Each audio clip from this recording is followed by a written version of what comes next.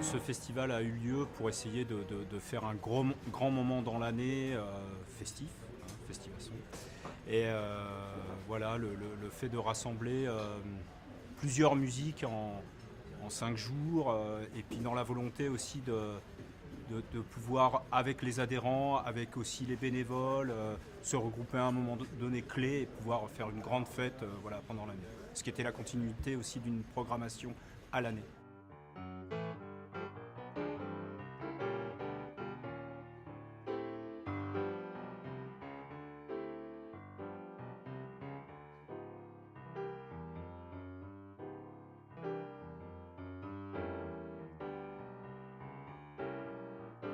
On a toujours essayé à la fabrication de donner, de maintenir, on va dire, cette musique, cette expression culturelle dans un ancrage populaire.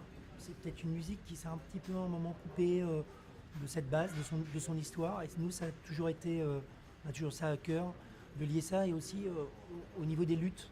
Hein, parce que c'est quand même une musique qui a... alors, on n'est pas bien sûr un mouvement politique, mais on a toujours à cœur quand même de savoir qu'il y a une société autour de nous, il y a un monde autour de nous, et la musique et l'art, on pense, n'est pas complètement hermétique.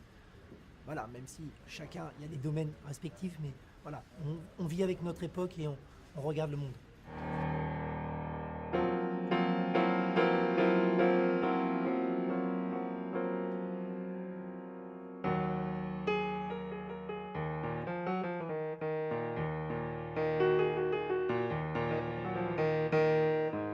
Alors la fabrication, c'est un label qui a toute une partie production et organisation. Et il nous faut une personne pour réaliser tout le côté administratif et la gestion.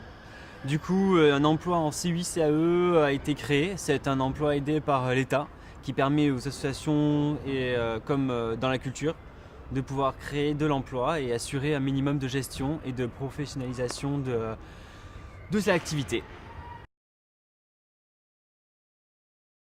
Exactement, c'est ce que je disais, on est à la fois producteur et organisateur, c'est-à-dire que nous avons notre propre équipe d'artistes qu'on vend, tout simplement, on vend leurs prestations à des lieux qui souhaitent les accueillir.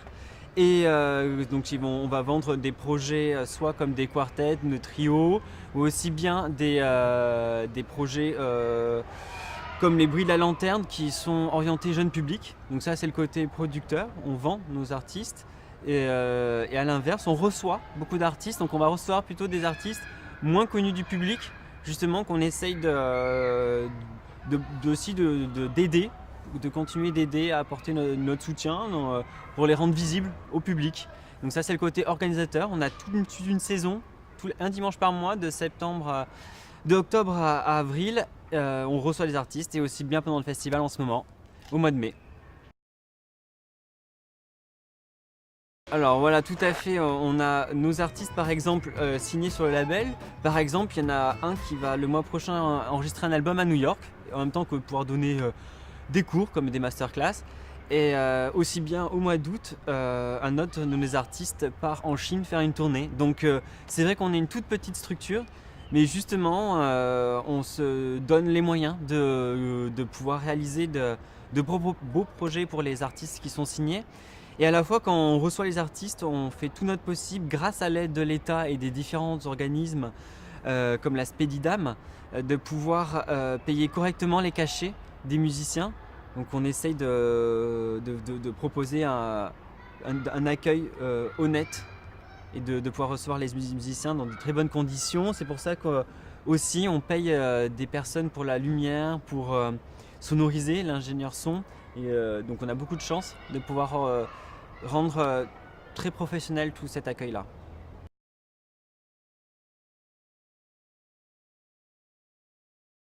Bah, en gros, on s'essouffle un peu de pouvoir, enfin, plus on va de l'avant, plus les moyens se développent. Qui dit moyens financiers aussi, et qui se développent, mais pas autant que ça. Pour faire ce festival, heureusement qu'il y a des bénévoles, heureusement qu'il y a des personnes qui nous prêtent du matériel, voilà. Mais tout ça demande une énergie incroyable, et c'est vrai que si on était plus soutenu financièrement, ça nous permettrait de pouvoir faire ça dans plus de souplesse, moins de stress et tout ça, voilà, et développer encore plus ce festival et cette programmation à l'année.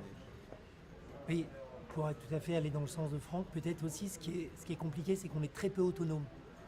On est dépendant pour quasiment tout de structures alors qui nous aident, mais on est toujours obligé un petit peu d'être dans la position des gens qui demandent. Et c'est pas toujours évident parce qu'il faut un peu ménager les partenaires, les gens qui nous prêtent du matériel. Et là, par exemple, cette année, je crois qu'au niveau du matériel son et lumière, on a dû s'adresser à 6 ou 7 structures différentes. Alors ça a été quand même quelque chose qui nous a fait dire aussi, là, c'est vraiment un peu too much, quoi.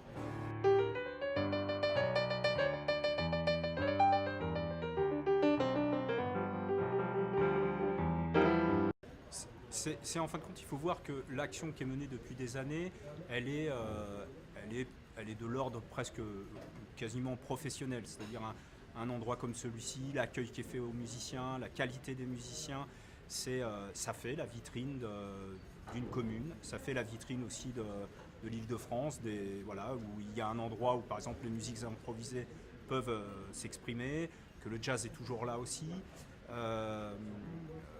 Si les pouvoirs publics ne se rendent pas compte qu'on a besoin, et je dis nous, mais beaucoup d'assos, qu'on a besoin d'aide, plus d'aide, ben, en effet, ces associations, elles meurent. Voilà.